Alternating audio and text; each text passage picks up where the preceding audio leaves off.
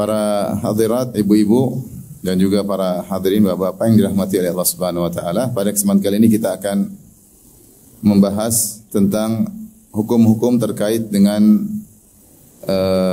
berias, menghias wajah, mempercantik diri terkait dengan para wanita. Dan kita tahu bahwasanya pembahasan ini sangat penting karena wanita asalnya suka berhias dan berias, ya. Dan ini sudah Allah sebutkan dalam Al-Quran, wa man yunashsha fil hilyah wa huwa fil khisami ghairu mubin.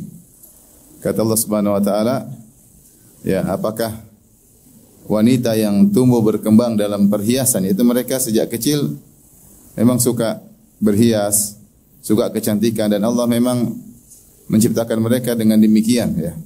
Suka dengan berhias dan berias. Oleh karenanya Rasulullah sallallahu alaihi wasallam membolehkan para wanita untuk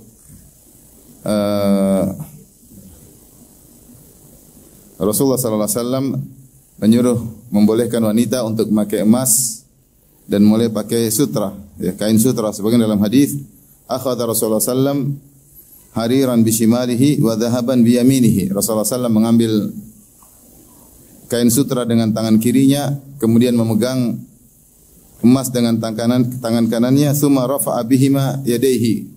Kemudian Rasulullah SAW angkat keduanya dengan kedua tangan, Rasulullah angkat ke atas. Faqala, kemudian Rasulullah SAW berkata, inna hadaini haramun ala dzukuri ummati. Kedua perkara ini haram bagi laki-laki dari umatku, itu emas dan sutra. Hillun li inathihim, dan halal bagi para wanita, ya.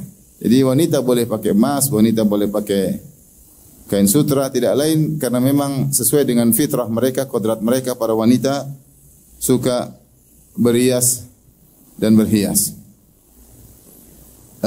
Namun untuk berias dan berhias pun tentu ada aturannya.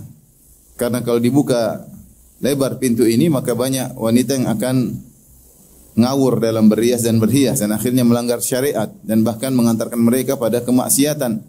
Bukankah pintu-pintu perzinahan, ya, dibuka dengan wanita yang berias dan berhias melampaui batas dan melanggar aturan syariat?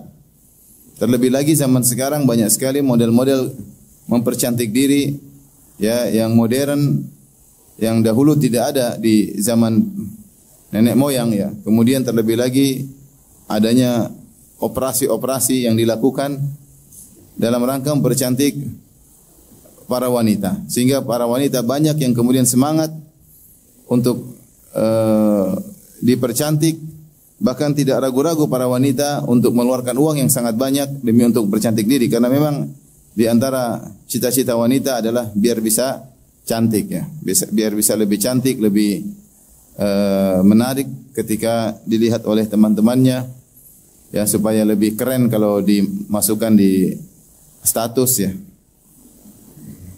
Karena kalau kurang cantik statusnya malu-malu, ya. Tapi kalau cantik dia pede, ya. Akhirnya banyak wanita yang mengeluarkan uang. Bahkan kita tahu sebagian orang kalau melakukan operasi sampai ratusan juta, bahkan mungkin sampai miliar demi untuk bercantik diri. Oleh karenanya kita harus mengerti batasan-batasannya. Jangan sampai seorang ingin cantik tapi ternyata dia malah terjerumus dalam neraka jahanam. Seorang wanita ingin cantik malah terlaknat oleh Allah dan Rasulnya. Karenanya pada kesempatan kali ini kita akan bahas terkait dengan hukum-hukum mempercantik diri, yaitu terkait dengan para wanita. Dan mas ini sangat panjang, maka saya akan bagi menjadi dua episode, ya. Episode ini yang pertama, insya Allah nanti pada pertemuan kedua lebih detail lagi tentang operasi-operasi, ya, atau kecantikan-kecantikan modern yang sering atau yang terjadi di klinik-klinik kecantikan yang dilakukan, dipraktekkan di klinik-klinik kecantikan. Pada pertemuan kali ini kita hanya membahas tentang yang tidak modern, yang bisa dilakukan oleh tanpa alat-alat operasi, yaitu kecantikan-kecantikan biasa, bagaimana hukumnya bagi para wanita. Sebelumnya saya akan bawakan hadis, ya. Dan sebelum saya bawakan hadis tentang bahayanya kalau mempercantik diri ternyata melampaui batas. hadis tentang terlaknatnya wanita yang mempercantik diri namun melanggar aturan-aturan Allah Subhanahu wa taala. Dan hadis-hadis ini datang dari sahabat yang banyak sahabat. Di antara dari Ibnu Mas'ud, di antara dari Ibnu Umar, kemudian dari Aisyah radhiyallahu anha, dari Muawiyah radhiyallahu taala anhu. Itu dari beberapa sahabat menjelaskan tentang bahayanya perkara ini dan diriwayatkan dalam Bukhari, Sahih Bukhari dan Sahih Muslim. Di antaranya Al-Imam Bukhari membawakan hadis dalam bab Al-Mutafallijat lil Husni, tentang bab wanita-wanita yang merenggangkan, menggigir giginya sehingga ada renggang, ada lubang dalam rangka untuk mempercantik giginya. Dulu gigi kalau orang wanita sudah semakin tua biasanya giginya agak nempel, ini wanita-wanita Arab. Maka supaya kelihatan lebih cantik, supaya kelihatan seperti giginya wanita masih muda, maka dikikir, diperkecil giginya sehingga muncullah thagrat, yaitu celah di antara gigi yang memperindah kalau wanita tersebut tersenyum, ya, sehingga terlihat indah senyumannya. Dan ini sudah dibahas oleh Nabi sallallahu alaihi wasallam dan dibawakan oleh Imam Bukhari dalam bab Al-Mutafallijat lil Husni, para wanita yang mengkikir giginya sehingga nampak celah di antara giginya supaya terlihat lebih indah. Kemudian beliau membawakan riwayat dari jalan Alqamah dari Abdullah bin Mas'ud. Beliau berkata, la'anallahu al-washimat wal mustawshimat wal mutanammisat wal mutafallijat lil husni al mughayyirati khalqallah. Kata Ibnu Mas'ud, dan dia adalah sahabat senior radhiyallahu anhu, Allah melaknat wanita yang mentato, wal mustawshimat, dan wanita-wanita yang minta untuk ditato, wal mutanammisat, wanita-wanita yang mencukur alisnya, wal mutafallijat lil husni, wanita-wanita yang mengkikir giginya agar ada celah di antara giginya, lil husni, untuk keindahan, al mughayyirati khalqallah, yang mereka ini semua telah merubah ciptaan Allah Subhanahu wa taala. Kemudian Ibnu Mas'ud mempertegas, dia mengatakan, mali la al-anu man la'ana an-nabiyyu sallallahu alaihi wasallam wa huwa fi kitabillah. Kenapa aku tidak melaknat orang yang telah dilaknat oleh Nabi sallallahu alaihi wasallam? Sementara dalam Al-Qur'an Allah berfirman, wa ma atakumur rasulu fakhudhuh. Apa yang Rasulullah bawa maka ambillah. Yaitu Rasulullah melaknat, saya ikut melaknat. Kemudian Imam Bukhari membawakan juga bab Al-Wasl fi Sya'r, ya, tentang hukum menyambung rambut. Kemudian beliau membawakan hadis Muawiyah radhiyallahu taala anhu, ya. Kemudian di mana Muawiyah berkata, ya, inna ma halakat banu Israil hina takhadha hadhihi nisa'uhum. Sungguhnya Bani Israel celaka ketika wanita-wanita mereka melakukan penyambungan rambut supaya memperindah. Kemudian Imam Bukhari juga membawakan hadis dari Abu Hurairah radhiyallahu anhu dari Nabi sallallahu alaihi wasallam. Rasulullah SAW bersabda, la'anallahu al-wasilah wal mustausilah. Allah melaknat wanita yang menyambung rambut, wal mustausilah, wanita yang minta untuk disambung rambutnya, wal washimah, wanita yang mentato, wal mustaushimah, wanita yang minta untuk ditato. Subhanallah, ini kalau kita lihat hadisnya semua tentang wanita. Wanita yang mentato, wanita yang minta ditato, wanita yang menyambung rambut, wanita yang minta disambung rambut, wanita yang, ini kerjaan para wanita, ya, yang merubah ciptaan Allah. Namun sekarang laki-laki juga banyak. Ya, justru sekarang yang suka mentato lebih banyak laki atau perempuan? Lebih banyak laki-laki sekarang. Yang mentato, tukang ditato, ahli tato laki-laki. Yang suka ditato laki-laki juga. Banyak akhirnya, ya. Sekarang yang suka masuk yang masuk ke klinik kecantikan ternyata bukan perempuan saja, laki-laki juga ada, ya. Masuk klinik apa? Kecantikan. Yang dioperasi rahangnya, hidungnya, pipinya bukan cuma perempuan aja. Sekarang juga apa? Laki-laki. Yang diperputih kulitnya bukan cuma perempuan saja, juga laki-laki juga, ya. Kemudian tahu-tahu jadi kinclong. Sebelumnya gelap gelap menerawang, kemudian tiba-tiba jadi apa? Kinclong, baik wanita maupun laki-laki. Jadi maksud saya sekarang ini fitnah bukan menimpa wanita saja. Kenapa sekarang suka berpose bukan cuma wanita, laki-laki juga berpose, bergaya, karena mereka juga banyak yang suka bikin konter, ahli kontainer, ya. Kemudian bikin berpose sehingga akhirnya mereka juga ternyata kemana-mana juga bawa pedikur dan minikur, peralatan kecantikan sebagian mereka bawa. Dan ini tidak sebagaimana, ya, Yang dikatakan Umar ikhshawshinu ya. Umar mengatakan berkasar-kasarlah laki-laki itu berkasar-kasarlah ya. Maksudnya bukannya komprok atau kotor, enggak, maksudnya biasa-biasa aja. Bukan kemudian harus berhalus-halus seperti para wanita. Kalau wanita memang wajar mereka berhalus-halus, pakai krim ini, krim anu ya. Laki-laki tidak harus demikian atau tidak layak seperti itu. Namun sekarang ini fitnah bukan cuma dilakukan oleh para wanita, bahkan laki-laki sampai melanggar ya, mentato, ditato, laki-laki juga melakukannya. Namun kenapa datang hadis-hadis terkait wanita? Karena di zaman Nabi laki-laki tidak melakukannya.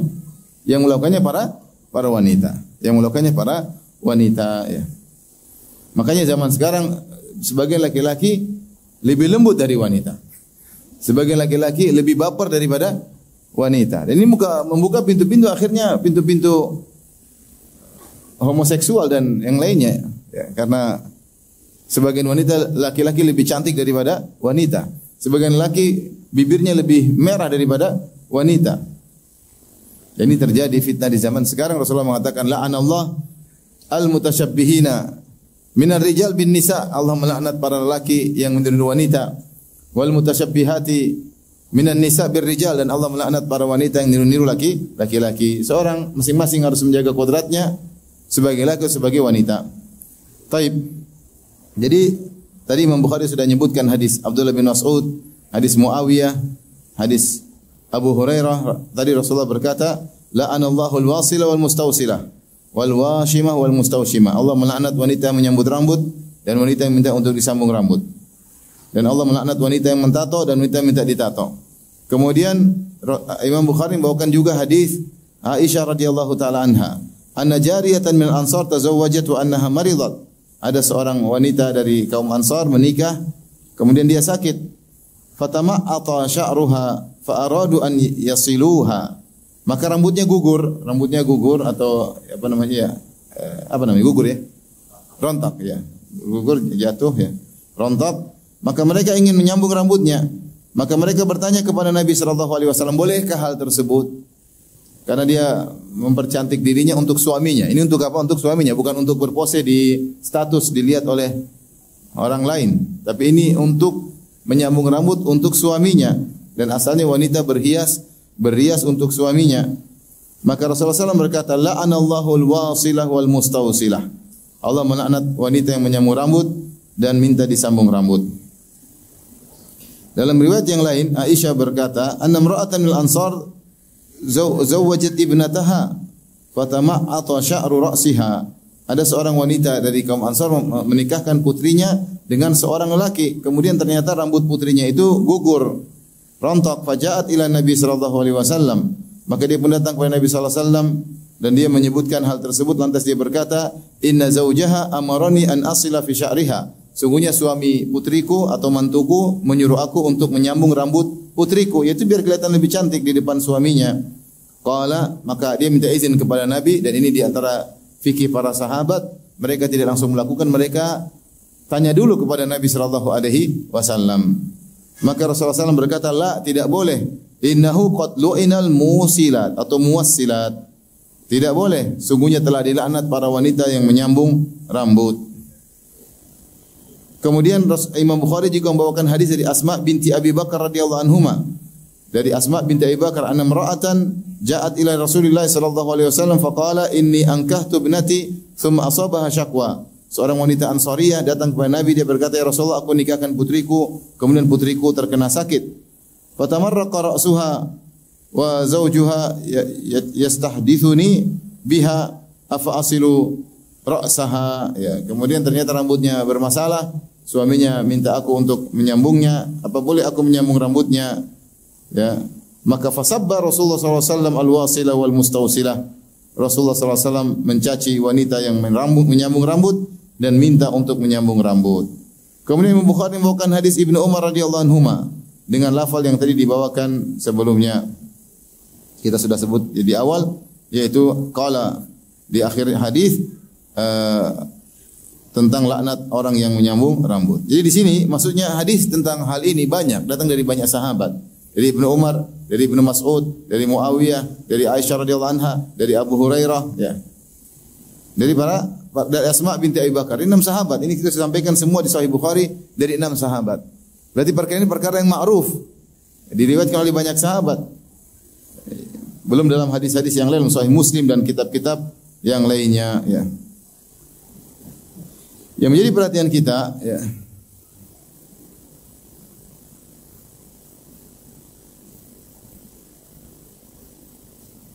bahwasanya Rasulullah mengatakan la'anallahu al-wasilah wal mustawsilah. Jadi yang laknat ada banyak, yang menyambung rambut dan diminta sambung rambut. Wal washimah wal mustawsimah, yang mentato dan minta untuk ditato. Al mutanammisat, yaitu yang mencukur apa? Alis. Kemudian al mutafallijat, yang merenggangkan, mengkikir giginya agar ada rongga atau celah di antara gigi sehingga kelihatan lebih muda. Lil husni, tujuannya semua untuk mempercantik. Al-mughayyirati khalqallah, yang merubah ciptaan Allah.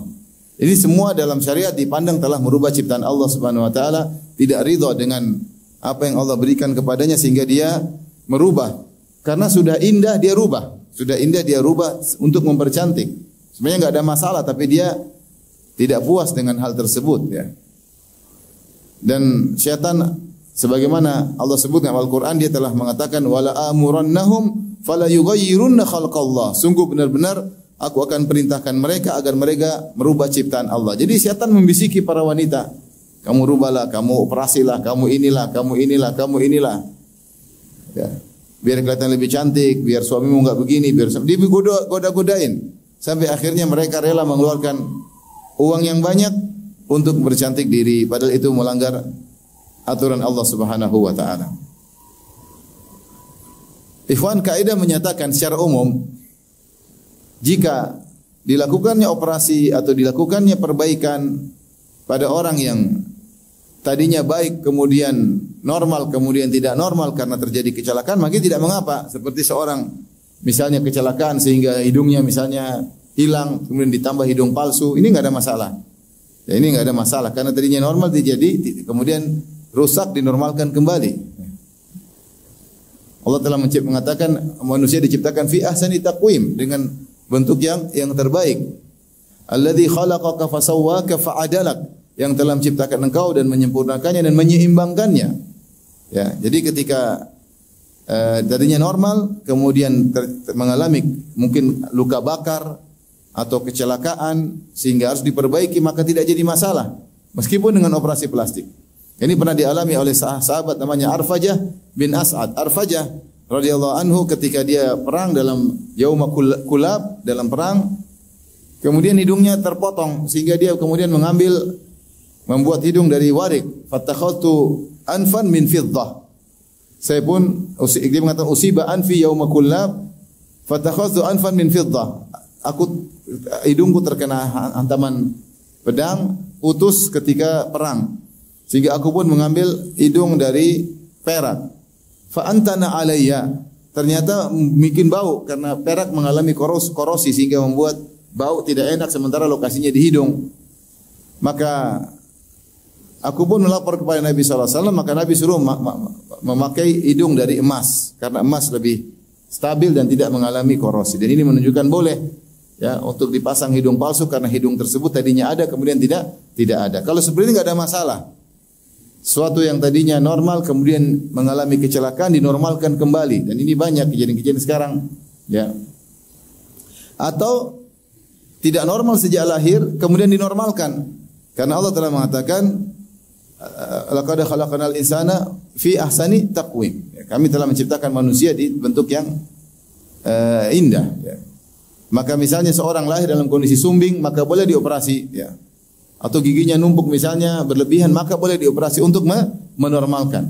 Atau giginya ternyata ada yang dua maju ke depan, terlalu panjang yang tidak normal, maka boleh dipotong. Ini semua menormalkan, enggak ada masalah. Bahkan kalau kita boleh katakan misalnya wanita ternyata ada kumisnya misalnya, ada tumbuh di rambut di sekitar dagunya sehingga mirip jenggot, maka boleh dioperasi untuk dihilangkan, tidak jadi masalah. Ini tidak normal. Atau wanita alisnya sambung dari kanan kiri, maka boleh dihapus tengahnya supaya kelihatan normal. Ini tidak jadi masalah. Atau wanita misalnya lahir dalam kondisi tidak punya dada, sementara normalnya wanita punya dada, maka boleh dioperasi agar dadanya ada. Ini tidak jadi masalah, karena ini memperbaiki yang tidak normal. Ini semua kaidah umum. Adapun memperindah yang sudah normal, ini yang disebut merubah ciptaan Allah Subhanahu wa taala. Hidung sudah normal, dikasih besi apa? Ditambah ini. Normal enggak normal? Sudah normal ya. Ya. Kecuali hidung lubangnya di atas begini, ya, itu baru diperbaiki. Ini selama hidung lubangnya masih di bawah, masih normal. Kemudian ditambah lancip gini, tambah tiang di sini sehingga gini. Ini tidak ridha dengan ciptaan Allah sehingga dia merubah ciptaan Allah. Dan ini luar biasa, setan membisiki luar biasa. Kata Allah, setan berkata, "Wala amurannahum fala yughayyirunna khalqallah." Sungguh aku akan bisikin mereka, aku perintah mereka sampai mereka akhirnya merubah ciptaan Allah Subhanahu wa taala. Dan banyak orang-orang terjebak di zaman sekarang, terutama setelah terjadi adanya medis modern sehingga operasi gampang sekali, tinggal operasi, tinggal rubah. Dan paling banyak di Korea ya, dirubah ya. Artis-artis rubah wajah, rubah ini, rubah ini ya. Sampai saya diceritain siapa ya? Sering orang keluar negeri terus rubah, nanti kalau di pas di Jawa di imigrasi ini lain lagi nih. Muka udah lain. Petugas imigrasi bingung, "Wah, ini siapa? Kok pesek jadi mancung? Kok gelap jadi terang benderang?" Ya. Ini berubah ya, ini semua tidak ridha dengan ciptaan Allah Subhanahu wa taala. Yang boleh itu kalau tidak normal dinormalkan. Tapi bimbing dirahmati Allah Subhanahu wa taala. Maka pada kesempatan kali ini saya akan bahas tentang aturan-aturan wanita dalam berhias. Setelah itu saya akan menyebutkan contoh model-model berhiasnya wanita terkait dengan rambut dan terkait dengan wajah. InsyaAllah kelanjutannya terkait dengan badan, terkait pakaian, terkait operasi-operasi pada pertemuan berikutnya. Bahasanya panjang. Taib.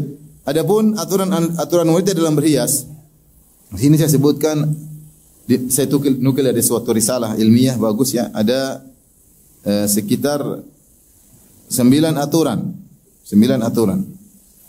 Yang pertama, ibu-ibu yang dirahmati Allah Subhanahu wa taala, kalau berhias dan berhias, maka tidak boleh menampakkan perhiasan kecuali kepada mahram atau kepada suami. Yaitu tidak boleh bertabarruj. Taruhlah dia boleh berhias, dia pakai make up misalnya, ya. Dia pakai spidol di bibirnya misalnya. Ini untuk suaminya atau di depan mahramnya, bukan untuk dilihat oleh para lelaki ajnabi. Karena dia tidak boleh bertabarruj, berhias dan berhias untuk lelaki asing. Allah berfirman, "Wala yubdina zinatahunna illa li bu'ulatihinna aw abaihinna aw abai bu'ulatihinna aw abnaihinna aw abnai bu'ulatihinna aw ikhwanihinna aw bani ikhwanihinna aw bani akhwatihinna." Dan janganlah mereka menampakkan perhiasan mereka kecuali kepada suami-suami mereka, atau kepada ayah-ayah mereka, atau ayah-ayah suami mereka, atau mertua mereka, atau kepada putra-putra mereka, itu putra para wanita, atau putra-putra suami mereka, atau menampakkan perhiasan tersebut kepada saudara-saudara laki mereka, atau ponakan-ponakan mereka. Jadi wanita kalau berhias dan berhias bukan untuk dipamerkan kepada lelaki asing. Ini aturan pertama. Dan aturan ini sudah banyak dilanggar. Jadi mohon maaf ibu-ibu yang dirahmati Allah Subhanahu wa taala, kalau tersinggung ya sudah, apa boleh buat ya. Banyak wanita kemudian keluar rumah dia pakai spidol di sini, kemudian pakai kuas di sini, kampas di sini. Kemudian dia keluar untuk dilihat oleh laki-laki asing. Ini tidak boleh. Ini tidak boleh. Karena berarti dia berhias bukan untuk suaminya. Nah, boleh. Ya, ini sudah banyak pelanggaran. Saya bilang para ibu-ibu yang sudah terbiasa seperti itu mulai dirubah sedikit demi sedikit ya. Saya kenal ada seorang istri kawan, awal ngaji dia masih begitu, lama-lama Masya Allah dia sudah tidak begitu lagi. Sudah tidak begitu lagi, kalau dia keluar pas kita ketemu kita, alhamdulillah sudah tidak pakai gitu-gitu lagi. Belajar itu mempengaruhi, ada progres menuju lebih baik. Sehingga wanita membiasakan diri untuk berhias dan berhias untuk suaminya atau di depan mahramnya. Adapun untuk lelaki lain maka jangan dia lakukan karena Allah Subhanahu wa taala. Hidup cuma sebentar. Setelah itu kita akan meninggal dan dibangkitkan oleh Allah, dan semua kecantikan kita akan dimakan oleh ulat-ulat dalam kuburan. Ya. Masalahnya kecantikan tersebut akan dimintai pertanggungjawaban oleh Allah Subhanahu wa taala. Polesan-polesan itu akan dimintai dihisab oleh Allah Subhanahu wa taala. Kalau kita tidak ikut aturan, ternyata kita berhias dan berhias untuk lelaki ajnabi, lelaki yang asing, yang membuat dia tergoda, berhasrat, terpesona dengan kecantikan kita, maka ini tentu tidak boleh. Allah larang. Dan bertakwalah kepada Allah Subhanahu wa taala. Saya tahu ini berat ya, tapi berusaha untuk berubah sedikit demi sedikit. Ya. Sehingga ibu-ibu kalau semakin menuju pada titik pertemuan dengan Allah semakin baik. Semakin menjalankan perintah Allah, semakin menjauh dari larangan Allah Subhanahu wa taala. Yang pertama. Yang kedua, tidak boleh menarik perhatian lelaki. Kalau berhias dan berhias secara umum tidak boleh menarik perhatian lelaki. Allah berfirman dalam tadi lanjutan ayat tersebut, kata Allah dalam surat An-Nur, wala yadhribna bi arjulihinna liyu'lama ma yukhfina min zinatihinna fatubu ila Allahi jami'an ayyuhal mu'minun la'allakum tuflihun. Kata Allah, janganlah para wanita menginjak-injakkan kaki mereka liyu'lama ma yukhfina min zinatin, agar diketahui mereka sedang pakai perhiasan. Orang wanita jahiliyah dahulu, kalaulah mereka pakai rok sampai menutupi kaki mereka, tapi ternyata kaki mereka pakai emas yang bisa kalau diinjak-injak bunyi-bunyi ya, seperti kucing ya, kalau jalan kan begitu bunyi. Kering. Nah, sebagian wanita sengaja nginjak-injakin supaya orang melihat tertarik. Ternyata ada pakai emas ya. Bunyi-bunyi gitu. Nah, ini tidak boleh meskipun perhiasannya tertutup dengan baju tidak terlihat, tetapi ketika menarik perhatian maka tidak boleh. Apalagi kalau dibuka, ini tertutup aja. Kata Allah, wala yadribna bi arjulhinna, janganlah para wanita menginjakkan kakinya sehingga terdengar gemericik bunyi emasnya atau perhiasannya. Liyu'lama ma yukhfina min zinatihin, sehingga diketahui apa yang mereka sembunyikan. Ini tersembunyi saja, tapi kalau digoyang-goyang menarik perhatian tidak boleh, apalagi kalau kelihatan. Enggak boleh kalau kelihatan. Makanya di antara tafsir hadis Nabi SAW tentang wanita yang diadab di neraka jahanam, kata Nabi SAW, sinfani min ahlin nar lam arahuma. Dua golongan penghuni neraka yang sekarang saya belum melihatnya di zaman Nabi SAW.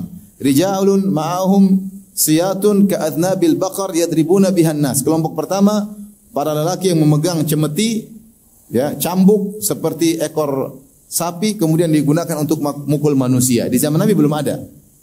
Tapi Nabi mengatakan akan ada golongan seperti ini. Kemudian yang kedua, nisaun kasiyatun ariyatun ma'ilatun mumilatun ru'usuhunna ka'asnimatil bakhtil ma'ilah la yadkhulnal jannah wa la yajidna rihaha. Kata Nabi SAW, yang kelompok kedua wanita berpakaian tapi telanjang. Ma'ilatun mumilatun, dia berjalan berlenggak-lenggok. Mumilatun, menarik perhatian. Ru'usuhunna, di antara yang buat dia menarik perhatian, dia pakai rambutnya disanggul ke atas, digulung ke atas, sehingga rambutnya seperti ka'asnimatil bakhtil ma'ilah, seperti punuk onta, sehingga ketika dia pakai rambut ke atas gini orang semua lihat. Dan ini menarik perhatian. Oleh karena saya sering sampaikan bahwasanya wanita kalau pakai jilbab bukan untuk menarik perhatian lelaki. Kalau jilbabnya terlalu indah, ya, dengan model-model yang kekinian tetapi terlalu indah malah menarik perhatian, maka tidak boleh meskipun pakai jilbab. Misalnya dia pakai cadar tapi cadar kupu-kupu goyang begini misalnya. Nah, ini tidak boleh. Terlalu menarik perhatian enggak boleh. Misalnya dia pakai kacamata ukurannya boleh, tapi kacamatanya kemudian warna macam-macam, kemudian bentuknya seperti apa begitu, seperti mata onta misalnya, atau ada sehingga semua orang lihat. Ini namanya menarik perhatian. Padahal hukum asal baik kacamata boleh, padahal pakai jilbab itu syar'i. Tapi ketika fungsinya malah berbalik, menarik perhatian, maka hukumnya haram, tidak boleh. Maka ibu-ibu bercantik-cantiklah, berhiaslah, tapi pakai aturan agar ketika melakukan perkara yang mubah dapat pahala. Bukan ingin cantik malah masuk neraka jahanam. Cantik-cantik tapi dibakar oleh api di neraka jahanam. Cantik-cantik tapi dilaknat oleh Allah Subhanahu wa taala. Jadi tidak boleh menarik perhatian. Allah mengatakan untuk zaman sekarang seperti pakai sendal hak tinggi. Sendalnya sampai setengah meter sampai misalnya 50 cm tinggi apa sampai jalannya setengah mati, kita aja ngeliat takut jatuh. Ini apa? Ininya tinggi banget sampai dia begini. Dia jalan setengah mati. Kita ngeliat juga takut dia jatuh gitu loh. Kalau jatuh kita nggak bisa tolong masalahnya. Jadi waduh ini semua orang ngeliat karena terlalu menarik perhatian. Perlu asalnya pakai sendal, pakai sepatu boleh, tapi ketika ada tiang di belakang terlalu tinggi sehingga dia ini tidak boleh. Namanya terlalu menarik perhatian. Semua yang menarik perhatian tidak boleh. Aturan yang ketiga, tidak boleh menyerupai lelaki. Artinya wanita jangan sampai pakai baju yang itu merupakan baju khas lelaki, tidak boleh. Para wanita pakai misalnya sesuatu yang merupakan ciri khas lelaki, pakai topi khas lelaki, ini enggak boleh. Pakai baju khas lelaki, pakai celana khas lelaki, tidak boleh. Pokoknya yang ini merupakan biasa dipakai lelaki kemudian dia pakai, maka tidak boleh. Rasulullah telah bersabda, la'anallahu al-mutasyabbihina birrijal minan nisa wal mutasyabbihati minan nisa birrijal. Allah melaknat al-mutasyabbihina minar rijal bin nisa. Allah melaknat para lelaki yang meniru-niru para wanita dan Allah melaknat para wanita yang meniru para lelaki. Jadi tidak boleh tasyabuh dengan lelaki. Baik pakaian, baik topi, baik jam, mungkin jam lelaki dia pakai, ya. Atau mungkin dia pakai mobil lelaki, ya. Ini biasanya laki-laki yang pakai, kemudian dia pakai dengan mobil yang biasa dipakai lelaki. Ini enggak boleh. Semua yang terkait dengan ciri khas lelaki maka tidak boleh dipakai oleh wanita karena Rasulullah melaknat hal tersebut. Rasulullah menjaga identitas wanita sebagaimana Rasulullah menjaga identitas lelaki. Ini fungsinya banyak agar tidak terjadi kelainan seksual, agar tidak jadi penyimpangan akhirnya tidak normal, psikologinya tidak normal dan dampaknya macam-macam, ya, penyakit-penyakit sosial yang ada di masyarakat. Oleh karenanya tidak boleh wanita memakai pakaian yang merupakan ciri khas lelaki. Yang keempat, sama, tidak boleh tasyabuh dengan kafirat. Kalau ada misalnya wanita kafirah lagi ngetren punya potongan rambut tertentu, ya, gaya siapa gitu, kemudian pada niru semua, padahal itu ciri khas wanita kafirah, maka tidak boleh diikut. Karena Rasulullah SAW melaknat atau Rasulullah melarang bertasyabbuh, man tasyabbaha biqaumin fahuwa minhum. Siapa yang meniru-niru suatu kaum, maka dia bagian dari kaum tersebut. Jika itu merupakan mode pakaian wanita kafirat, ciri khas mereka, maka jangan diikuti. Kemudian juga yang kelima, sama tasyabuh juga, tidak boleh bertasyabuh dengan wanita-wanita fasiqah. Wanita fasiqah pelaku dosa besar. Ada artis lagi ngetren pakai baju tertentu, ditiru semua, enggak boleh. Ini wanita, ini berarti kita mengagungkan wanita pelaku maksiat tersebut. Kita memuja-muja wanita pelaku maksiat tersebut, padahal dia suka bermaksiat. Dia tampil dengan membuka auratnya, dia tampil dengan goyangannya, dia tampil dengan tubuhnya dia pamerkan, kemudian kita niru. Wanita-wanita niru, oh dia lagi ngetren pakai baju ini, dia lagi ngetren pakai kacamata ini, dia lagi memviralkan misalnya jam tangan ini, ditiru-tiru, dan ini ciri khas yang mentenarkan wanita fasiqah, maka kita sebenarnya sedang bertasyabuh dengan dia dan sesungguhnya kita sedang mendukung kefasikan yang dia lakukan. Ini bahaya. Sehingga tumbuh cinta kepada wanita-wanita pelaku maksiat. Ini sering terjadi. Ibu-ibu yang suka nonton acara-acara artis-artis yang banyak di antara mereka tukang maksiat, memamerkan aurat, bersenandung dengan memamerkan keelokan tubuh mereka, ya, body mereka, akhirnya ditiru-tiru. Maka ini berarti secara langsung kita memujanya dan mendukung apa yang dia lakukan, kita senang bahwasanya wanita muslimah seperti itu. Ya, maka tidak boleh kita meniru-niru wanita fasiqah, wanita fasik yang terkenal dengan mode tertentu, tidak boleh kita ikuti. Tidak boleh kita ikuti meskipun hukum asalnya halal. Oleh karena tidak boleh berhias dengan yang dilakukan oleh wanita-wanita fasiqah. Sekarang yang keberapa Ibu? Yang keberapa? Yang keenam, tidak boleh berhias dengan sesuatu yang menimbulkan mudarat. Rasulullah berkata, la darar wala dirar. Tidak boleh memberi mudarat kepada diri sendiri dan tidak boleh beri mudarat kepada orang lain. Tidak boleh. Kalau ternyata ada cara kecantikan ternyata menimbulkan mudarat, bisa menimbulkan kanker misalnya, bisa membuat kerusakan pada kulit misalnya. Ya, misalnya ini tidak, maka tidak boleh. Hati-hati. Ya. Sekarang banyak sekali produk-produk kecantikan, produk-produk yang memutihkan ternyata mengandung unsur-unsur yang berbahaya bagi kulit. Maka ini hukumnya haram untuk dipakai. Hukumnya haram untuk dipakai, dan banyak penipuan-penipuan terjadi mengatakan unsurnya begini aman, ternyata tidak aman. Dan efeknya belakangan. Sebagian remaja-remaja ketika suka memakai make up yang mungkin agak mahal, udah kelihatan tua modelnya. Jadi kelihatan kulitnya menjadi tidak mulus lagi karena terbiasa memakai make up. Ketika dia tidak pakai make up seperti ibu-ibu bahala zaman dahulu. Kenapa? Karena dia belum waktunya, dia sudah terbiasa pakai make up, akhirnya mempengaruhi kulitnya. Kulitnya sudah tidak mulus lagi, sudah tidak seperti wanita remaja. Kenapa? Karena sudah terbiasa menggunakan make up yang ternyata beri mudarat kepada kulit. Oleh karenanya meskipun hukum asal make up jika sesuai aturan itu boleh, tapi kalau ternyata menimbulkan kemudaratan maka tidak boleh. Seperti beberapa kasus wanita sedot lemak ternyata meninggal dunia. Terjadi atau tidak? Mungkin salah sedot. sedot lemak terus meninggal dunia.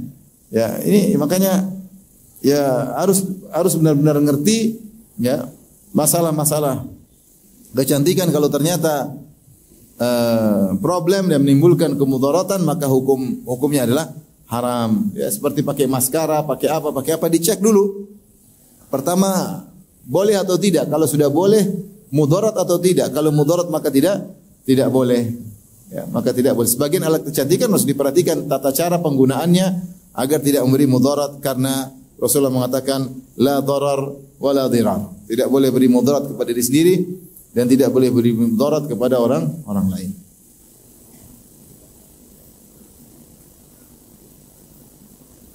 Sampai ada seorang laki bosan dengan istrinya berubah-ubah bentuk terus.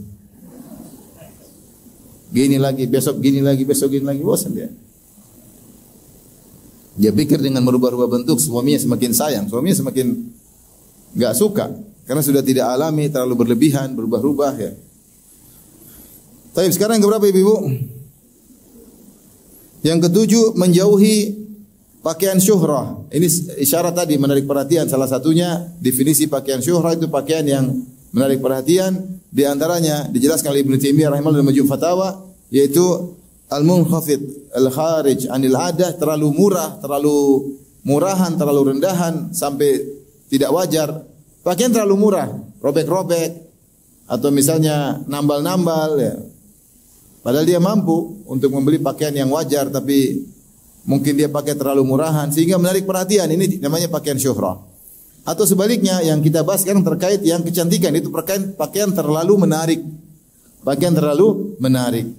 Tentunya batasan mahal atau tidak tentu kembali kepada urf. Tetapi kalau pakaian terlalu menarik, terlalu mahal ya, sehingga menjadi syuhrah, dia menjadi pusat perhatian, maka ini berbahaya. Rasulullah SAW bersabda, "Man labisa libasa fid dunya libasa syuhra, albasahullahu yaumal qiyamati libasa al-madhallah."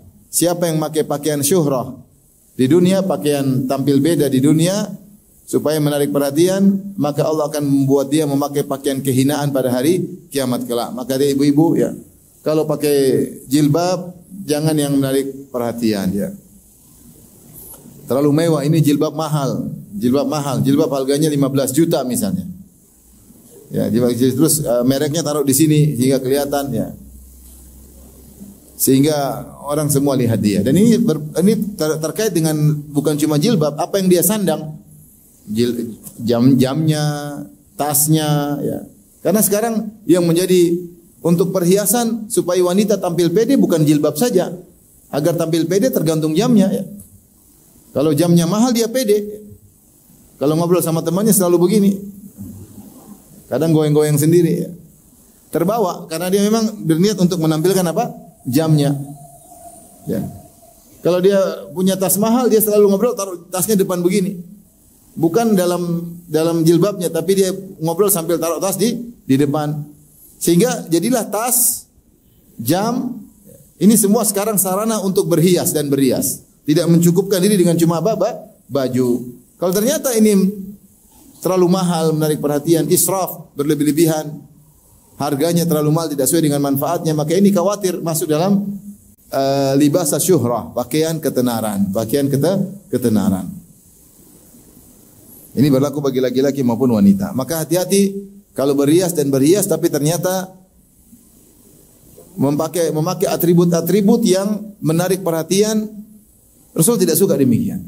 Orang biasa-biasa saja. Karena kalau sudah menarik perhatian mulai timbul nanti penyakit hati yang lain. Narsis, ingin selalu diperhatikan, mulai timbul ujub, keangkuhan. Bukan berhenti sampai di situ. Rasulullah mencegah karena ini akan menimbulkan penyakit hati berikutnya. Kalau senang diperhatikan, selalu pakai tampil baru, semua orang lihat semua, jadi narsis. Kalau narsis, pinginnya keluar rumah terus. Suami nggak diurus, sampai kurus. Jadi pinginnya keluar karena dia sudah terbiasa pingin dilihat. Ya, ini bukan cuma penyakit di situ aja, berhenti di situ, lanjut nanti ujub, sombong dan macam-macam. Wanita biasa-biasa aja, kita mencari keridhaan Allah Subhanahu wa taala. Berhias boleh, tapi jangan melampaui batas. Kemudian yang keberapa Ibu? Yang ke-8. Niat berhias harus benar. Seorang berhias niatnya benar. Niat benar apa? Untuk supaya supaya enak dipandang, tidak malu-maluin ya. Rasulullah SAW melihat ada seorang rambutnya berdiri, Rasulullah kenapa tidak disisir? Rasulullah SAW melihat ada seorang pakai baju yang kotor, Rasulullah apa tidak ada air untuk mencucinya? Rasulullah tegur. Tapi tidak layak untuk dipandang. Tidak enak. Kalau bisa rapi, sisir rambut, kenapa enggak rapi ya? Kenapa enggak rapi? Rasulullah juga sisir rambutnya ya. Oleh karenanya kalau kita niat supaya tampil oke lah, enak dipandang, apalagi kita berhias ternyata untuk suami di rumah ya, maka ini niatnya baik. Tapi kalau untuk tampil beda, untuk menjadi pusat perhatian, apalagi untuk agar dilihat para lelaki, maka ini mengerikan. Ya.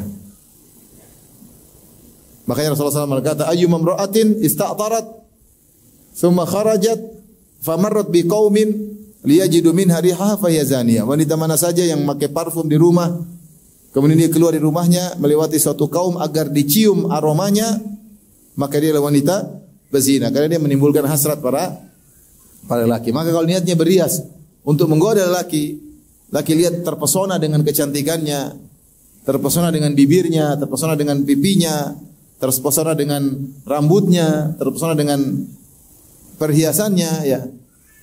Maka niat yang buruk, maka dia berdosa dengan berhias dan berhias tersebut. Maka niat penting. Anti berhias buat apa? Berhias untuk apa? Ya. Kalau niatnya untuk maksiat, maka segala yang anti beli, anti ke salon, semuanya maksiat, semuanya dosa. Tapi kalau anti niatnya untuk baik, untuk menyenangkan suami, maka kegiatan anti pergi ke salon, bersabar-sabar untuk di manikur pedikur, untuk di kalau rambutnya di apa istilahnya? Di konde, bukan di konde. Dikeramas, terus di facial terus dicabut-cabut saya juga tahu istilah-istilah itu komedo dicabut-cabut, bukan komodo. Cabut. Itu enggak apa-apa, bersabar, sakit digini jerawatnya ditusuk keluar macam-macam. Enggak apa-apa kalau buat suami pahalanya besar. Tapi kalau sejak awal niatnya supaya tampil dilihat laki-laki, sejak pergi jalan kaki menuju salon sudah maksiat. Setiap langkah menambah dosa, merendahkan dia di hadapan Allah Subhanahu wa taala. Karena niatnya memang sudah salah. Tapi kalau niatnya baik, maka semua langkah kakinya ke salon, pulang pergi, sabar dikerjain sama tukang salon ya. Semua berpahala di sisi Allah Subhanahu wa taala. Yang terakhir syarat yang ke-9 tentu sebagaimana kita merupakan topik pembahasan kita, yaitu tidak melakukan hal-hal yang haram yang bisa dianggap merubah ciptaan Allah. Jangan berhias dengan tato, jangan berhias dengan menyambung rambut, jangan berhias dengan mencukur alis, jangan berhias dengan mengkikir gigi. Ini semua kata Nabi al-mughayyirati khalqallah. Al-mughayyirati lil husni, al-mughayyirati khalqallah. Yang mencari keindahan dengan merubah ciptaan Allah Subhanahu wa taala. Baik, ibu-ibu yang dirahmati Allah Subhanahu wa taala. Maka pada kesempatan yang kali ini kita akan bahas tentang model-model berhias wanita yang masih sederhana. Saya katakan nanti mengenai operasi-operasi insyaallah pada pertemuan berikutnya, episode yang kedua. Episode yang pertama saya akan bahas tentang perhiasan berias. Pertama terkait kepala atau rambut, yang kedua terkait wajah. Sehingga kita bisa mengerti, ini riasan-riasan yang biasa yang tidak harus operasi. Taib, di antaranya para ulama bahas tentang apa hukum wanita cukur pendek. Ini dibahas dalam buku-buku fikih. Apa hukum wanita cukur pendek? Ya. Wallahu alam, yang benar bahwasanya boleh-boleh saja selama tidak tasyabuh dengan lelaki. Tidak tasyabuh dengan lelaki dan tidak kemudian meniru-niru wanita kafirah. Kalau ada wanita kafirah lagi model rambut pendek, mungkin penyanyi tertentu, ditiru-tiru, itu tasyabuh dengan wanita kafirah. Dulu ada wanita penyanyi, kemudian rambutnya pendek sengaja, kemudian rambut model tertentu, diikuti oleh wanita, itulah tasyabuh dengan wanita fasikoh kafirah, tidak boleh. Atau potong rambutnya seperti orang lihat dari jauh seperti laki-laki juga tidak boleh. Datang dalam sebagian riwayat istri-istri Nabi SAW rambutnya pernah setelah Nabi meninggal dunia, rambut mereka wafrah. Wafrah itu rambut tidak sampai telinga. Jadi mereka rambutnya biasanya panjang, ketika Rasulullah SAW meninggal, ada di antara mereka yang rambutnya sampai di atas telinga, menunjukkan pernah rambut mereka pendek. Menunjukkan rambut mereka pernah pendek, ini tidak jadi masalah, ya. Karena ketika Nabi SAW hidup, mereka ingin berias, mereka panjangkan rambut. Ketika dulu orang-orang Arab menghias rambut mereka dengan memperpanjang. Sehingga ketika Rasulullah SAW meninggal, mereka tidak perhatian sama berias, sehingga mereka cukur pendek. Dan ini menunjukkan tidak mengapa rambut pendek, dengan syarat tidak boleh tasyabuh dengan lelaki, dengan model yang orang lihat dari jauh seperti lelaki, ya. Yang kedua, tidak boleh meniru-niru wanita kafirah. Mungkin ada artis tertentu, penyanyi tertentu, pemain film tertentu, atau foto model tertentu lagi keren dengan rambut pendek, ditiru-tiru, warnanya ditiru, gaya potongannya ditiru, ya. Maka itu tidak boleh, itu tasyabuh sebagaimana sudah kita jelaskan. Tapi berikutnya, hukum wanita botak.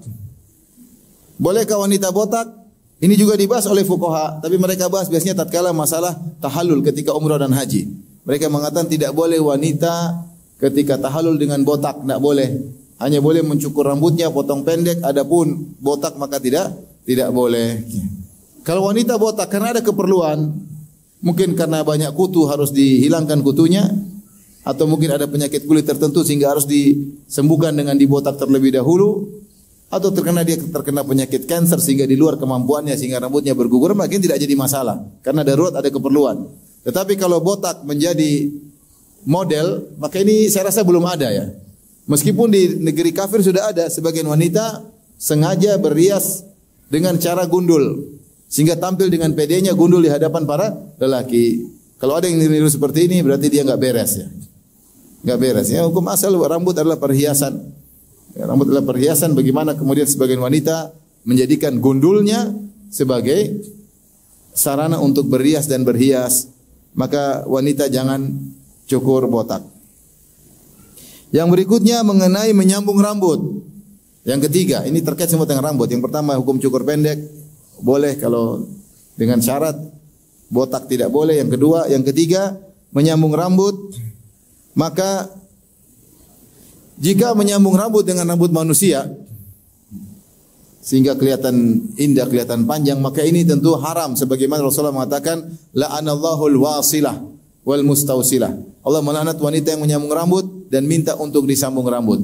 Bahkan tadi dalam hadis kita sebutkan, hadis Asma, hadis Aisyah, bahwasanya ada seorang wanita ingin menyambung rambut putrinya karena permintaan suaminya. Bahkan wanita menyambung rambut supaya berhias depan suaminya pun tidak boleh, apalagi untuk tampil di hadapan umum yang bertabarruj, maka lebih haram lagi. Untuk suaminya tidak boleh, apalagi untuk selain suaminya.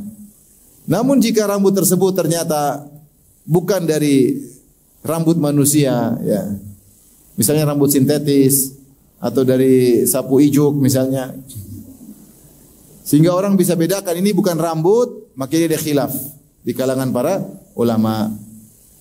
Ada yang mengambil zahir hadis, yaitu dilarang adalah rambut disambung dengan rambut manusia. Kalau rambut disambung dengan rambut sintetis, rambut plastik misalnya, atau dari tadi, ya, maka ada yang mengatakan tidak mengapa. Wallahu a'lam bishawab, yang benar kalau masih kelihatan sebagai rambut maka tidak boleh. Meskipun rambut sintetis. Karena ilahnya Rasulullah mengharamkan adalah seperti tidak ridho dengan ciptaan Allah Subhanahu wa taala, atau terjadi menipu orang lain, seorang menyangka rambutnya asli ternyata rambut sambungan. Meskipun rambut sambungan tersebut dari sintetis, dari plastik atau yang lainnya, maka tidak boleh. Lain halnya kalau dia berias dengan selain rambut. Misalnya rambutnya pendek, kemudian dia ambil pita, diikat, dikasih ini, kasih janur kuning misalnya.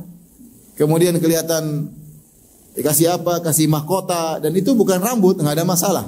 Enggak ada masalah karena itu perhiasan, bukan rambut, bukan menyambung rambut, ya. Misalnya dia berhias di hadapan suaminya, di hadapan mahramnya dengan selain rambut, meskipun menjadikan kepalanya menjadi besar misalnya karena disambung dengan mahkota apa dan apa, maka ini di hadapan suaminya atau di hadapan mahramnya maka tidak jadi masalah karena bukan rambut dan tidak terlihat seperti rambut. Tapi berikutnya terkait rambut, hukum mengecat atau semir rambut. Semir rambut, Rasulullah pernah bersabda, "Ghayyiru hadza bi syai'in wajtanibus sawad." Kata Rasulullah SAW, rubahlah uban dengan suatu warna apapun dan jauhilah warna hitam. Dan jauhilah warna hitam. Ya. Ini dalil bahwasanya hukum asal wanita baik tua maupun muda, baik yang sudah beruban ataupun belum beruban, boleh mengecat rambut, namun dengan syarat selain apa? Hitam. Tentu ada khilaf, ada yang mengatakan kalau wanita boleh warna hitam buat suaminya, kalau buat selain suaminya tidak boleh. Tapi kita mengambil pendapat yang lebih hati-hati. Ya, hendaknya kita menjauhi semir dengan warna hitam. Adapun wanita pakai semir warna apa saja tidak jadi masalah. Misalnya suaminya ingin kamu warna pirang, boleh dia pergi warna pirang. Minggu depan suaminya bilang hijau, boleh. Warna hijau seperti huluk, ya. Boleh. Kalau suaminya suka, silakan. Pingin warna coklat, boleh. Boleh, sayang kamu sebelah kanan hijau, sebelah kiri kuning, oke, tidak masalah. Ini boleh semua, ya. Untuk suaminya, bukan untuk jalan nanti dikira orang gila, ya. Tapi kalau suaminya pingin, nggak ada masalah.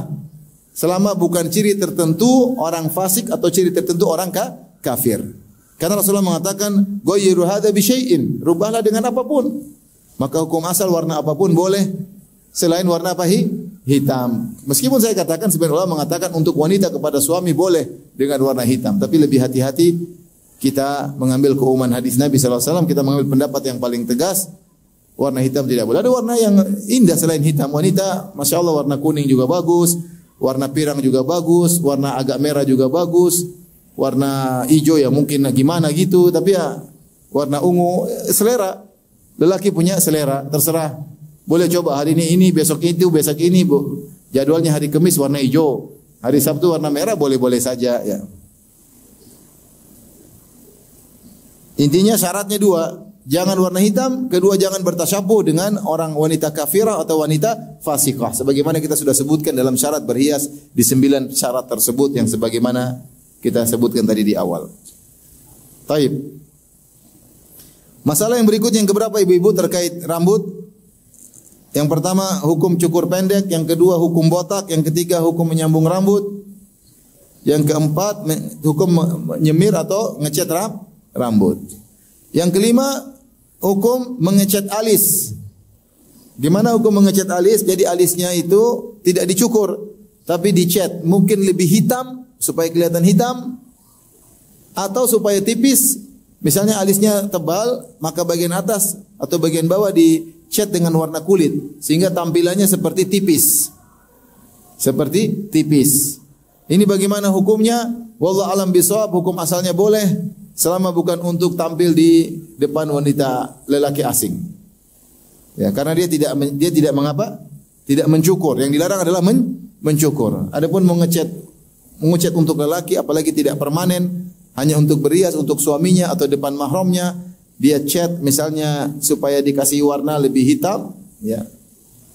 Cari spidol hitam kemudian atau dikasih coklat sehingga kelihatan warna kulit, sehingga kelihatan alisnya semakin tipis. Ini khilaf, ada yang mengatakan tidak boleh, ada yang mengatakan boleh, yang mengatakan tidak boleh, mereka mengatakan mirip seperti pencukur alis. Meskipun metodenya berbeda, satu dengan mencukur, satu dengan mewarnai, tetapi hasilnya sama dan kita lihat daripada hasil sehingga dikatakan haram. Pendapat yang kedua mengatakan tidak. Yang dilarang kalau mencukur, adapun merias, mengecat, hukum asalnya ngecat rambut boleh, demikian juga mengecat alis tidak jadi masalah, tetapi tidak boleh untuk tabarruj. Untuk keluar ketemu dengan para lelaki lain tidak boleh. Adapun ketemu para wanita, ketemu suami, ketemu mahram maka tidak jadi masalah. Tapi yang berikutnya, masalah yang keenam terkait dengan rambut adalah hukum menyanggul rambut ke atas. Menyanggul rambut ke atas. Kalau rambut ke samping, ke kanan, ke bawah, atau ke belakang, ini yang biasa para wanita tidak jadi masalah. Bagaimana dia menyanggul rambut ke atas untuk keluar rumah meskipun pakai jilbab? Kalau tidak pakai jilbab jelas tidak boleh. Tidak sanggul pun tidak boleh karena kelihatan rambut. Tapi misalnya seorang wanita, dia menyanggul rambut ke atas, kemudian dia pakai jilbab. Maka ini sebenarnya mengatakan hukumnya haram karena sama seperti dalam hadis yang Rasulullah mengatakan ru'usuhunna ka'asnimatil bakhtil ma'ilah. Wanita-wanita yang masuk neraka tersebut rambut mereka seperti punuk unta. Itu menunjukkan mereka menyanggul ke arah atas. Sehingga ketika berjalan berlenggak-lenggok seperti punuk unta menarik perhatian. Maka ibu-ibu kalau misalnya keluar pakai jilbab jangan sanggulnya ke atas tapi ke bawah atau ke belakang sehingga tidak menarik perhatian, ya. Adapun kalau di rumah bebas ketemu keluarga, ketemu suami, ketemu anak-anak, ketemu mahram, maka tidak jadi masalah. Inilah 6 perkara terkait dengan rambut, Tapi kita lanjutkan berikutnya terkait dengan wajah. Terkait dengan wajah ada 7 permasalahan. Permasalahan pertama, apa hukum pakai lensa mata? Maka pertama tujuan pakai lensa mata ada 2. Pertama adalah untuk menutup aib. Ini boleh menutup aib. Seperti misalnya ada sebagian wanita, ini jarang terjadi, warna kanan dan kirinya agak beda. Mungkin satu lebih hitam, satu lebih coklat. Sehingga dia untuk menyamakan dia pakai lensa karena kalau dia warnanya beda ini aib. Orang mungkin lihat kok aneh. Satu agak hitam, satu kok agak coklat. Dan ini jarang terjadi tapi ada wanita seperti ini. Maka kalau dia pakai lensa dalam rangka untuk menormalkan tidak jadi masalah. Atau ada wanita pakai lensa ternyata di korneanya ada seperti macam putih, seperti ada embun atau awan putih di korneanya dan ini mungkin menarik perhatian orang setiap lihat kayaknya enggak enak, mengganggu dan ini tentu tidak normal. Maka dia pakai lensa untuk menutupi ketidaknormalannya itu maka boleh. Kita sudah bikin aturan sejak awal kalau ada perubahan untuk menormalkan kembali maka tidak mengapa atau menutup aib maka tidak mengapa. Ini kalau tujuan pakai lensa adalah untuk menutup aib maka tidak jadi masalah. Yang kedua, bagaimana kalau pakai lensa untuk berhias?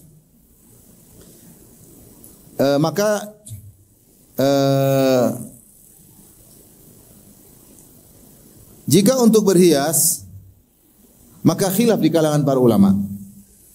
Ada yang mengatakan haram secara mutlak, ada yang mengatakan boleh karena mirip semir.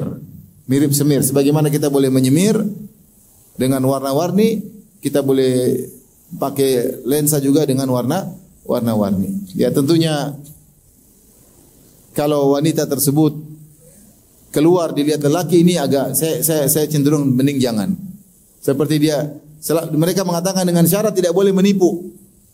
Tidak boleh menipu dan tidak boleh bukan untuk menipu. Kemudian bukan untuk berhias di hadapan lelaki asing. 3 syarat mereka mengatakan boleh pakai lensa meskipun warna-warni. Pertama tidak boleh menipu. Menipu misalnya gimana? Misalnya lelaki mau ngelamar dia, pengen lihat wajahnya, terus dia pakai lensa seperti mata Eropa. Mata bule. Ternyata bule potan ya. Jadi pakai kelihatan matanya biru atau matanya agak coklat, tidak seperti wanita Indonesia. Sehingga lelakinya lihat, dia tertipu padahal itu pakai lensa. Dan menarik, tambah lebih cantik, ya. Misalnya pakai warna biru, ya. Ini tidak boleh karena menipu. Menipu laki yang mau melamar. Yang kedua, tidak boleh dia pakai di hadapan lelaki yang asing. Dia keluar rumah, kemudian melewati para laki pakai warna biru dan itu menarik perhatian. Karena di Indonesia jarang mata biru. Mata hijau mungkin banyak ya. Mata duitan. Tapi kalau mata biru jarang. Ketika ada wanita mata biru semua ngelihat. Kalau dia aslinya nggak ada masalah. Tapi ketika itu bukan aslinya, menarik perhatian. Menarik perhatian. Ya. Dia kulit Indonesia tapi mata biru. Kalau untuk berrias di hadapan lelaki yang ajnabi maka tidak boleh. Kemudian saya pernah dengar juga syarat berikutnya, kalau nggak salah dari Syekh Utsaimin, saya ingat saya pernah baca, Syekh Utsaimin melarang atau ulama yang lain melarang ketika dia memakai lensa yang seperti mata hewan, lensa mata kucing, karena dia bertasyabuh dengan hewan, tidak boleh. Ya, mungkin mata kucing, mata singa, mata apa. Ketika itu lensa seperti mata kucing dipakai kelihatan mata kucing tidak boleh, karena itu bertasyabuh dengan apa? Hewan. Rasulullah melarang bertasyabuh dengan hewan, maka tidak boleh. Syarat berikutnya tidak boleh israf. Israf berlebih-lebihan. Berlebih-lebihan sebagian wanita karena duitnya banyak, bajunya sesuai dengan warna lensanya sesuai dengan warna bajunya. Dia pakai baju kuning, lensanya kuning. Dia pakai baju ungu, lensanya ungu. Setiap hari ganti lensa. Ini adalah mubadzir atau israf, tidak boleh. Jadi saya katakan bahwasanya pakai lensa bagi wanita boleh dengan persyaratan 4 tadi. Yang pertama tadi apa? Tidak boleh untuk menipu orang yang melamar. Yang kedua tidak untuk berhias depan laki-laki asing. Yang ketiga tidak boleh bertasyabuh dengan hewan, pakai lensa mata kucing. Yang keempat tidak boleh boros, setiap ganti baju warna tertentu lensanya ganti. Ini namanya israf berlebih-lebihan. Maka tidak boleh berlebih-lebihan. Tapi ini perkara pertama terkait wajah. Perkara kedua, hukum pakai kacamata. Ini sudah saya singgung. Kacamata kalau dipakai karena keperluan tidak jadi masalah. Orang ada plus, ada minus. Yang kedua, jika untuk berhias berlebihan, maka ini tidak boleh. Saya tahu wanita suka keindahan, tentu dia bukan pilih kacamata yang jelek, kacamata bagus, tapi jangan berlebihan. Jangan berlebihan sehingga terlalu menarik perhatian, seperti di sampingnya ada mungkin di ujung terus ada kupu-kupunya, atau misalnya sudah pakai gitu terus ada anunya, pokoknya menarik perhatian. Menarik perhatian di kacamata syuhrah, maka tidak boleh. Kacamata maka tidak boleh.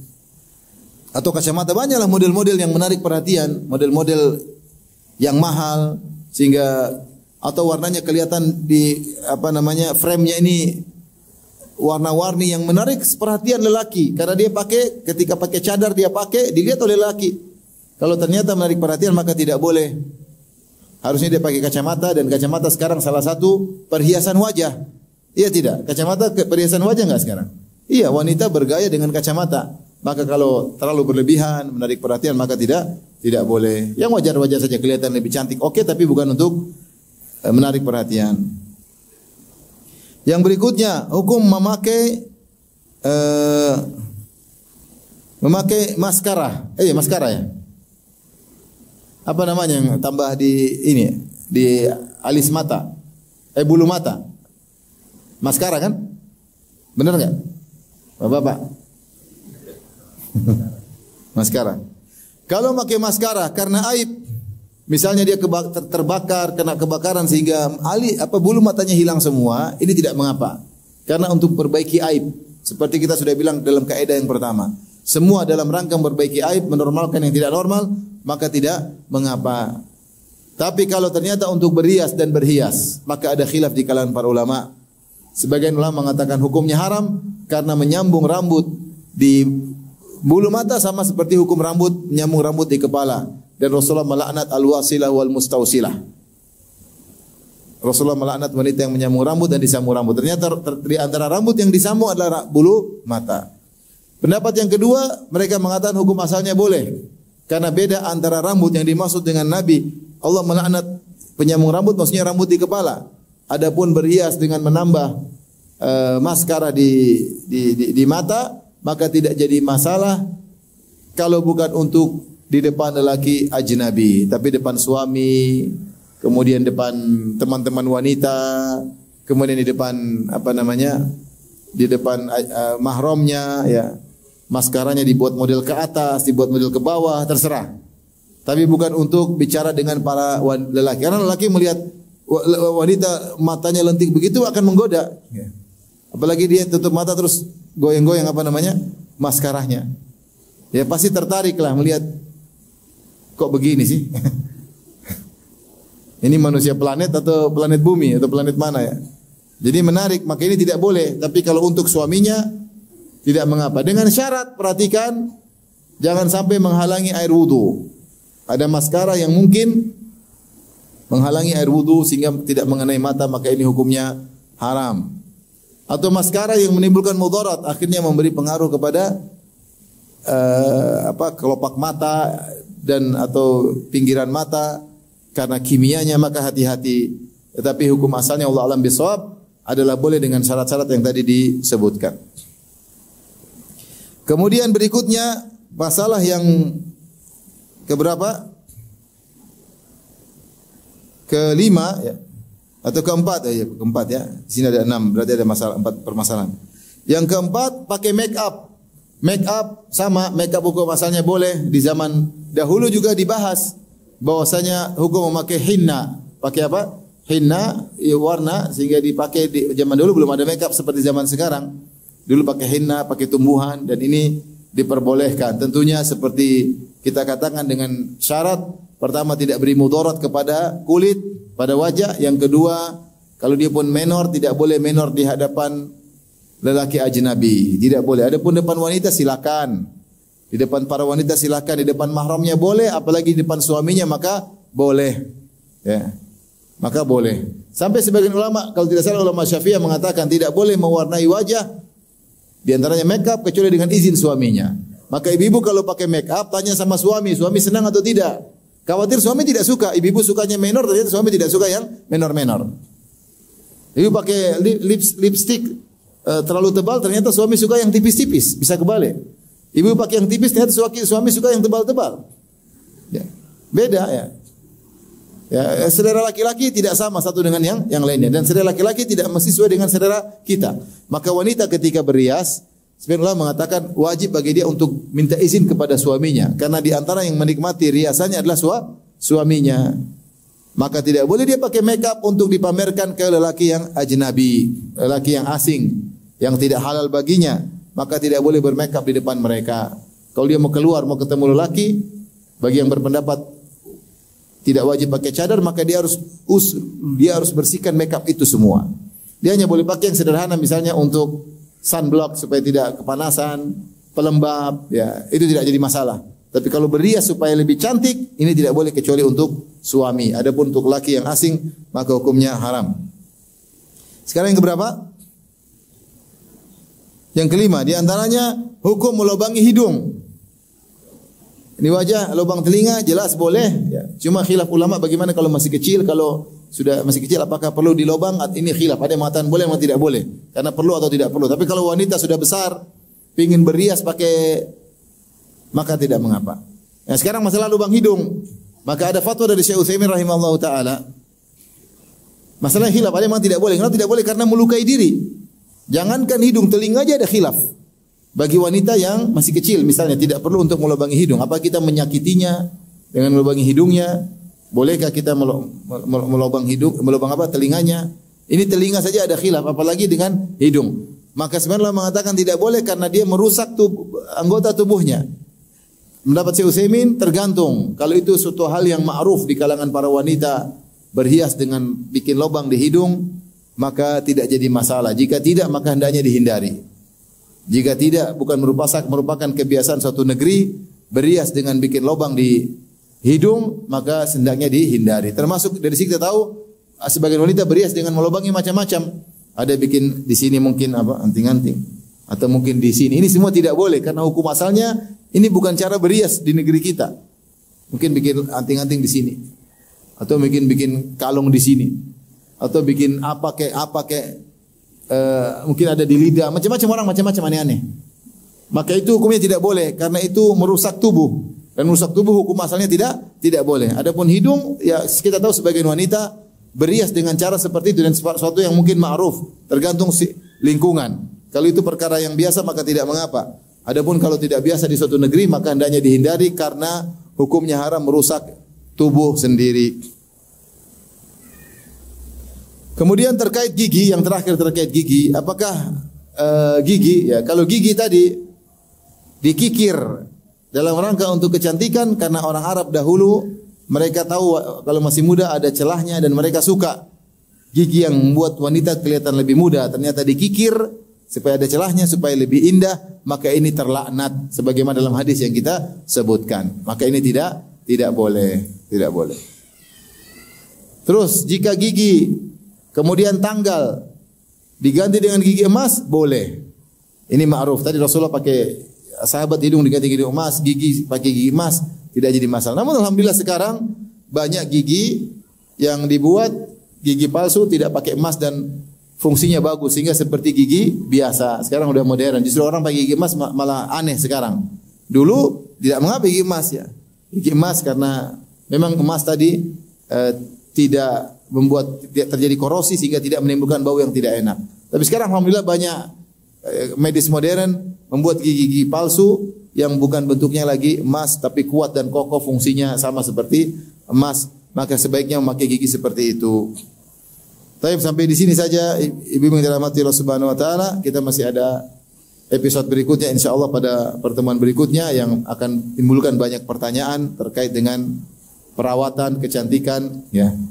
Dan tentunya perlu diketahui oleh ibu-ibu sekalian dan juga perlu diketahui oleh orang-orang yang kerja di klinik-klinik tersebut. Jangan sampai mereka menyebabkan wanita terlaknat dan mereka juga terlaknat oleh Allah Subhanahu wa taala.